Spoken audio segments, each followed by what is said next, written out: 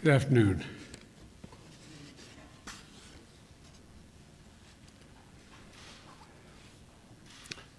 Earlier today, I visited a restaurant here in town.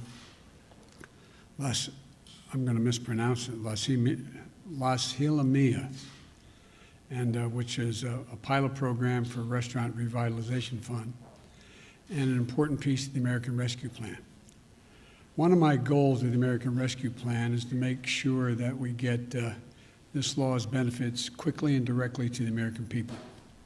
So before I say a bit more about what we're doing to support our nation's restaurants, let me provide an update on what is happening through the American Rescue Plan right now as I speak.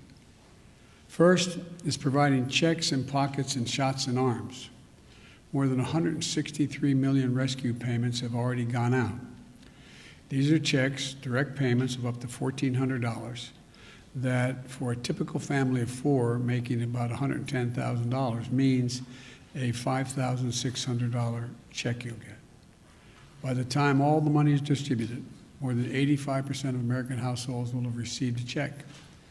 The rescue plan is also funding vaccine administration and distribution. It's a big reason why we're able to administer over 220 million shots in my first 100 days, a pace unmatched by any other nation in the world, or in prior mass vaccinations in all of American history. You know, it's helped schools reopen safely. It's helping child care centers stay in business. It's helping families pay for child care. The rescue plan is delivering food and nutrition assistance to millions of Americans facing hunger, and hunger is already sharply down in the United States. It's also providing rental assistance to keep people from being evicted from their homes. It's making health care more affordable. It's cutting child poverty in this country in half. And the list goes on, and the message is clear. Help is here. And the bottom line is this: the American Rescue Plan is working. America is getting vaccinated. Job creation is soaring. The economy is growing, and our country is on the move again. But some of the parts of our economy need special help. At the top of that list is our nation's restaurants. When COVID-19 pandemic struck, our nation's restaurants were some of the first hit and the worst hit. In 2020, more than 2.3 million restaurants jobs disappeared. 2.3 million restaurant jobs disappeared.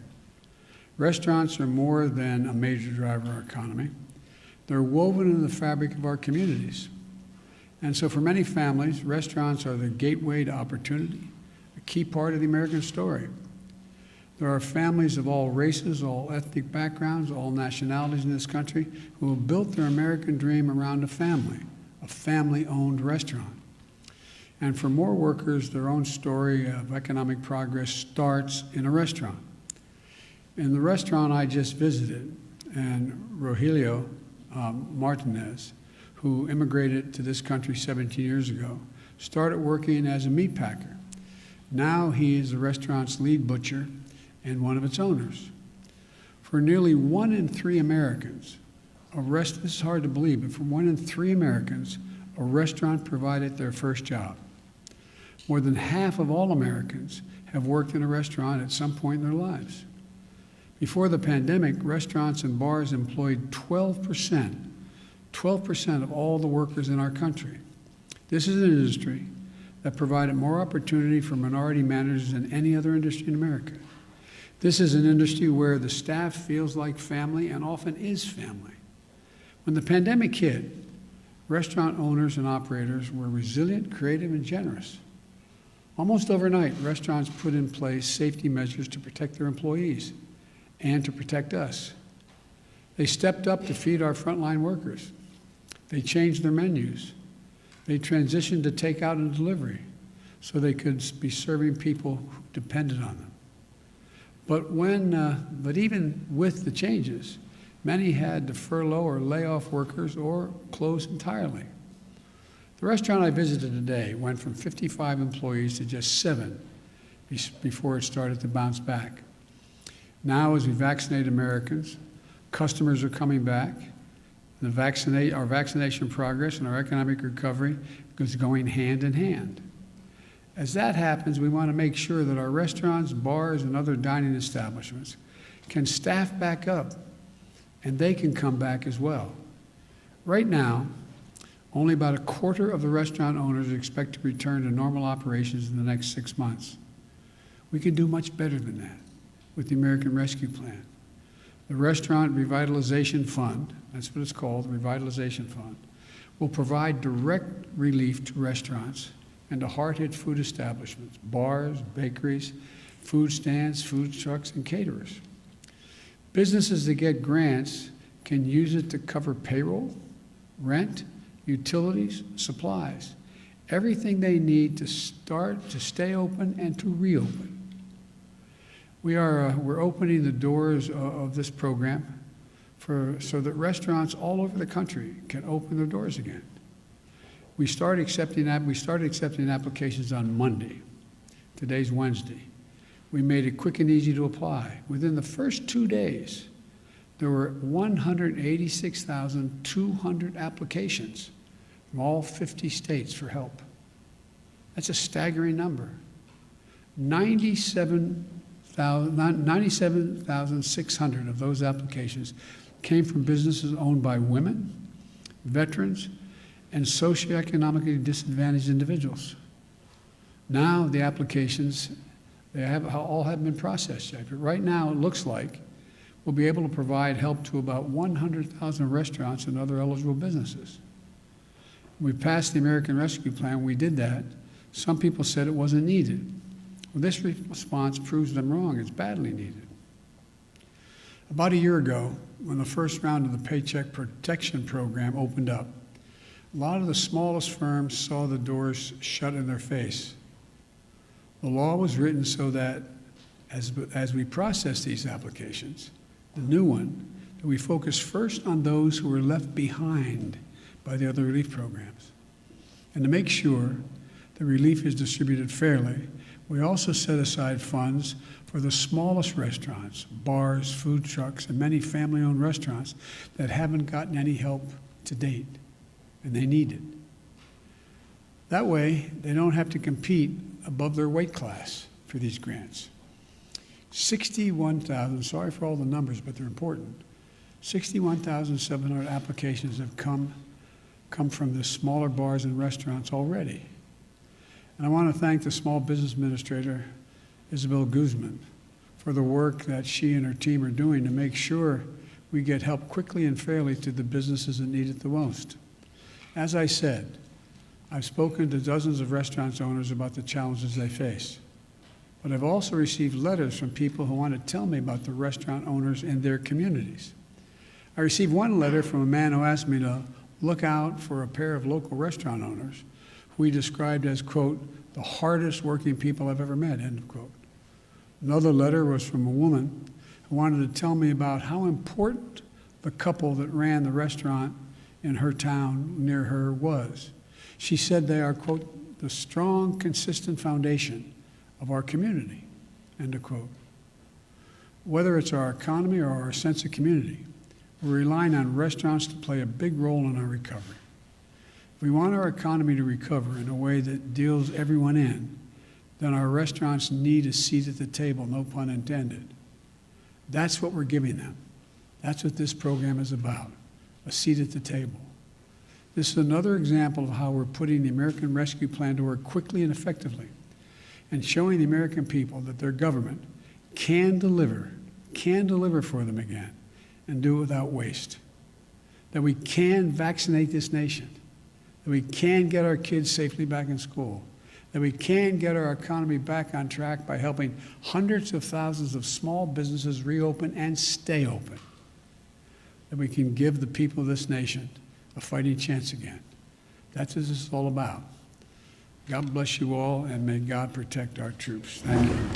President Biden, you're going to back a waiver of the at the WTO. Are you going to back that? Is the U.S. government Yes, going to I'm back going to that? talk about that later today, yes. President Biden, you said earlier you don't understand Republicans.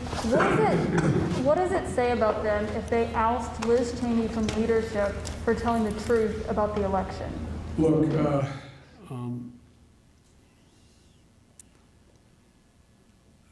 it seems as though the Republican Party is trying to identify what it stands for. And they're in the midst of a significant sort of mini revolution going on in the Republican Party. I've been a Democrat for a long time. We've gone through periods where we've had internal fights and disagreements. I don't ever remember any like this. And so, as one of you said, and I'm not embarrassed by identifying them, as one of you said on national television last night, we badly need a Republican Party. We need a two-party system. It's not healthy to have a one-party system. And I think the Republicans are further away from trying to figure out who they are and what they stand for than I thought they would be at this point. Sir, Mitch McConnell said that he is 100% focused on stopping this administration. You've spoken about your relationship with him in the past. Do you still think you can work with him when he says things like that? Look, he said that in our last administration, Barack, he was going to stop everything. And I was able to get a lot done with him.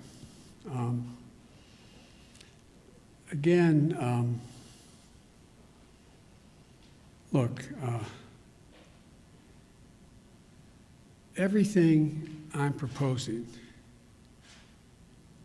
that be done to generate economic growth, employment, and put us in a position where we can outcompete any other country in the world with research and development and moving ahead, I pay for.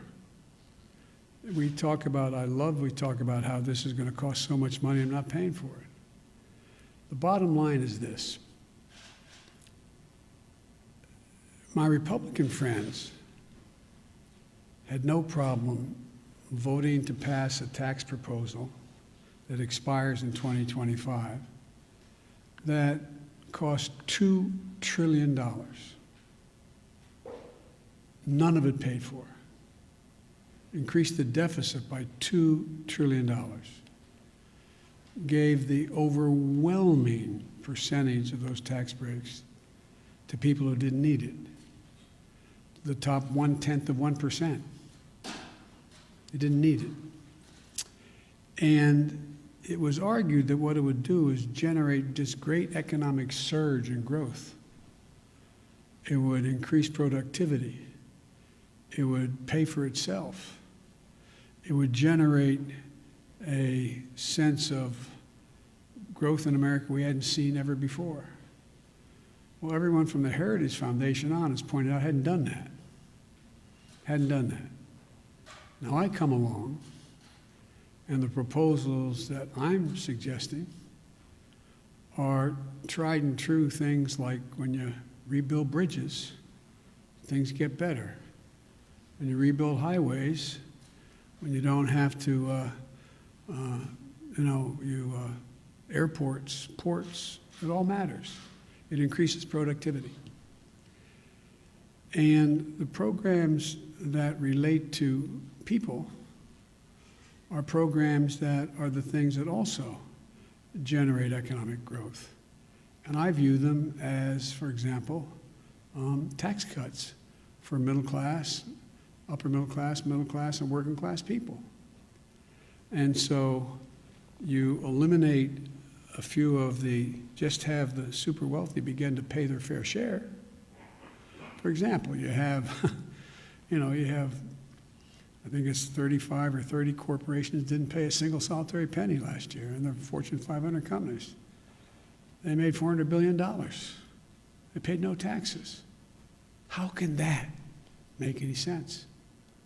Especially since these corporations, and I come from the corporate capital of the world, more corporations are incorporated in my state than all the rest of the country combined. If you notice, corporations aren't investing any money in research and development. Somewhere, what's most of it going to? Buying back their own stock, stock dividends, which makes sense, leaving by some studies less than 10% for research, development, pay raises, etc. Used to be that not too long ago, for example, during the Bush administration, the tax rate for the very wealthy making well over millions of dollars was 39.6%. It's now 37%. Just raised it back to what it was before. It raises enough money from that savings to put every single person in community college who wants to go. Now, what's going to grow America more? What's going to help you and your security more? The super wealthy having to pay 3.9% less tax, or have an entire generation of Americans having associate degrees. That's why all the economists, even on Wall Street, are pointing out, guess what? It grows the economy, benefits everybody, hurts nobody. But now it's talked to the Wall Street Journal, talk about it as a welfare program. It's about growth. And so, you know, the idea that it's just amazing. I mean, corporate taxes, they were 36%. Our administration, last administration, said we should lower it. We suggested it be lowered to 28%. Well, it's got lowered to 20% or 21%. Show me something that's benefited. What's happened? Show me where the growth is. What's it being invested in? Yes. Mr. President, on the corporate tax rate, have you talked to CEOs about that? And have you? Yes. Are you open to say 25%? I'm open to compromising, yes. It doesn't have to be exactly what I say, but to suggest that, which some of the folks are suggesting, and I'm going to meet with Republicans next week when they come back, and seriously meet with them.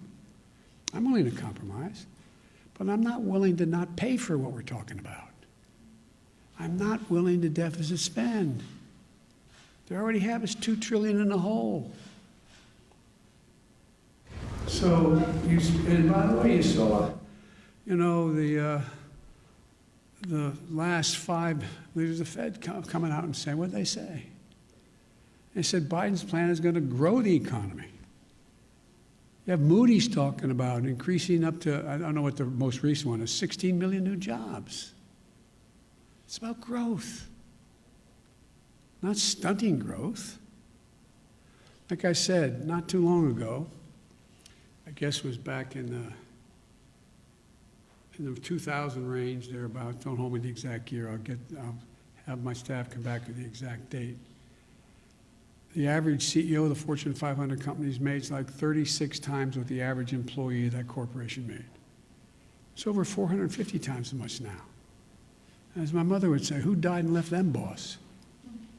No, seriously, what rationale? Tell me what benefit flows from that. We're not going to deprive any of these executives of their second or third home, travel privately by jet. It's not going to affect their standard of living at all, not a little tiny bit. But I can affect the standard of living of the people I grew up with. If they have a job, I can expect to make sure the standard of living of people I grew up with, if they have child care, can afford it, so 20 million women can be back in the workforce. This is just makes no sense to me. But I'm going to have to be able to explain this, and I'm going to keep banging at it. I think I'm not being solicitous, and I'm not trying to ruin your reputation. I think most of you understand what I'm saying. Whether you agree with me or not, I think you understand what I'm saying. And it's fair to say this is about making the average multimillionaire pay just a fair share. It's not going to affect their standard of living a little bit. Thank you all very much. The interest rates. Thank you guys.